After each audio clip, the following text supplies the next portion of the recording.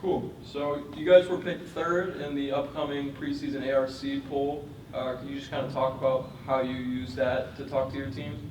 Yeah. Honestly, I do a lot of things on social media. I did nothing with that. That's the first preseason poll we've done. I'm not sure if it adds pressure in a good way or if it makes us think that we're better and should automatically beat some of those teams. I really try not to talk much about potential results of upcoming matches, and so I think that poll is really fun. I think it's great for especially fans in context, but I don't even want to talk to our team about that, but they know what matches are big. They know that, even before the poll came out, we know that we'd love to go after Co. We know that Loras and Central and Nebraska, and we know what teams are going to push us before that poll comes out. So I don't think we were surprised. We got third last year. We did not graduate anybody, but we did lose some players, and so I don't know that everybody voting knows that, but I kind of expected they'd vote us third, and I think that it's realistic that we could place there, but I don't think it's automatic, and I don't think it's automatic that we lose the teams above us. We just have to go out and it's like coach speak, but yeah, you just go out and you play tennis and you just compete all the time. It doesn't matter what those things say. But I love that they're doing it because our sport we haven't gotten to do that before, and so it just adds a little bit of publicity and context to what we're doing, and this match probably matters for this or this. With not losing anybody, do you have more leaders stepping up, or what does that kind of team dynamic look like? Yeah, that's a good question. So I never make captains because I always think that the leaders will show themselves. Your best players will always be followed because they're in tennis. We actually rank. You're the best, you're the second, and so on. So Lucas Hoffman and Cade Davis, what they do will be watched for sure. And so they're both very good competitors, and I think that's one of the best things that they do is set that example of, hate to lose, thrive on winning, and when things aren't going their way, just continuing to really grind. So I think they'll set the example that way. And then you have different varsity guys that are returners that you look at, and they can just lead in different ways. Like Kyle Saline is not going to ever be a vocal leader, but he does everything the coaches ask him. He's brave, hey, stick your nose in here, even though you could get nailed with the ball, just go for it. He is just, I don't know, almost like a soldier. He's just going to do his mission, right? And that's a great way to set an example for the rest of the guys. Who else is returning? Joseph Haag is returning, and he's just intense. And he doesn't care what people think. He doesn't care if we think he's a try-hard or something. He hustles for everything, and his self-talk is he is in the zone when he's playing. And so guys like that set another example. I could go on about different guys and things, but it's just everyone kind of fills in their own role, and then that means I can come to them for different things too. You guys are taking a trip to Florida as a team here soon. We're going to Hilton Head. Last year we did Florida. Okay. But we're going to Hilton Head, South Carolina. Finish the question. So that's okay. That's okay. What are these spring trips? What kind of benefits do you see as a coach from these spring trips? I love that we get to play teams we'd never see otherwise, because we'll play teams from Georgia, Ohio, Pennsylvania, whatever. Places we'd never see otherwise. So the variety in there is great. Also, just being able to take that week and play. We'll play 5 matches that week, and just being able to knock those out. It's also a nice break from indoor tennis and this weather, because that grind, getting broken up and just getting to go have fun in the sun is good for the team morale. And then also just, if you want people to make friends, give them some shared experiences. So we go there, we'll play tennis, but we'll do some other things that are fun too. And just all that time spent together, it's I don't know, it's like team culture. What is it? It's a gluttony of team culture. You just get a bunch of opportunities to interact with your teammates and make friendships and things. And I think that the reason that I know that trip helps for the team bonding is that when someone doesn't go, I can tell it takes him a little longer to catch on with everybody. And so that's kind of your, that's like your control group, right, if you're a scientist. So then you can see it.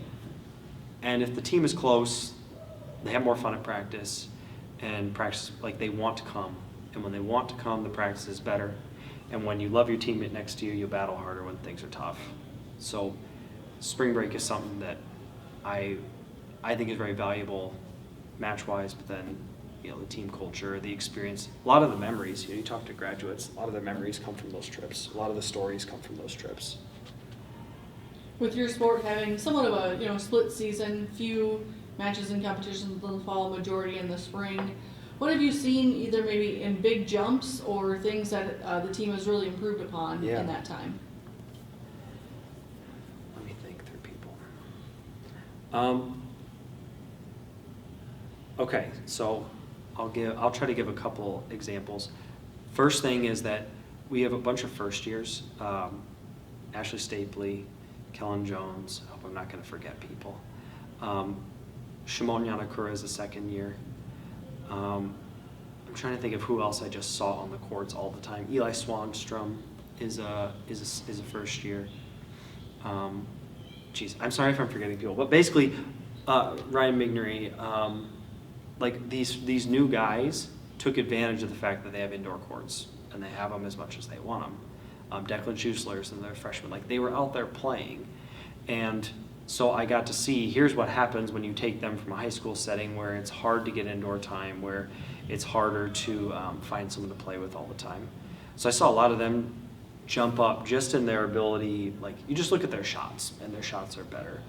And then the other thing that I'm seeing is from some of our players that, Caleb Flanker played all the time, okay? He's the guy that won the C flight, and now he's, you know, in the past it was, he'll probably never play varsity. Well, now he's bumping up against it, right? And he did the work, and so he's right there.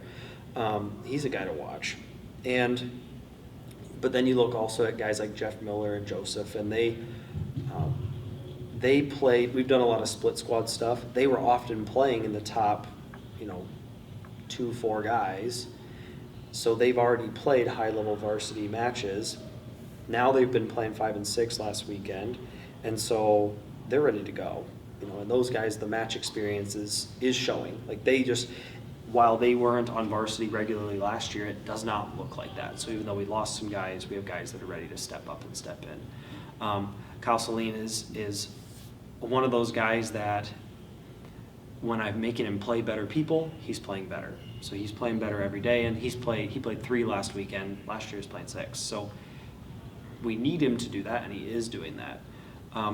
Cade Davis has, in this short time that I've watched, just matured a ton in terms of his mental toughness on the court. He's still super competitive, but that competitiveness is no longer, it's no longer dangerous that it could explode into him letting one bad thing turn into 2 or 3. Now it's more, let me just, you know, pull myself up, show the grit, and just make this happen. So a lot of it, and some of it's the off season, some of it's them growing, getting older, playing. Even in the summer, you can see some of those changes. So Lucas Huffman is already the career singles leader. He'll probably be doubles sometime here, not in the too distant future. What does that mean to have someone own both categories under your coaching tenure? Yeah, he's done everything here. You know, on the court, Lucas is, I don't know how you can argue that he's not the best player to ever play at Wartburg. The only competition I can even think of is Molly Eslick on the women's side, because she had an enormous amount of wins, right? But, you know, in terms of Lucas on the men's side, like, he's played one the whole time. So he's always playing the other team's best player. He's always playing the other team's best doubles team. And sometimes his doubles partner is great. Sometimes it's, you know, someone that he's got to help, and that person's just basically, sometimes it's just, hey, your job is to help Lucas win. Like, he is absolutely a bull, and just, I mean, he just takes care of business. And it's been it is such a luxury for a coach to write that name on the one slot and know you have a really good chance to win every single time. And yeah, he's in his 5th year breaking these records, but he also had half of his sophomore season cut off. And so he didn't have that opportunity. He's breaking these records on pace for if he just had a regular 4-year career. So the 5th year thing may fool some people, but it's not fooling me. He's an aggressive player. He does things that most of us can't do, and it's awesome to watch. And also, Lucas does not stop bringing it at practice ever. Like, that guy is competitive as heck, and I don't think he's lost a set in practice the whole time that he's been here. And we have good players. He's just dominant. So it is a luxury to have a guy that can do that. And also a guy that, hey, let's play him against Cade today. We'll play him against Kyle today. We'll play him against Eli, because now those guys are going to get pulled up to his level and get pushed and grow from him. So he'll hold, 1 singles, 1 doubles, career singles, career doubles, just everything. He's going to have the clean sweep. Good luck this season. Thank you.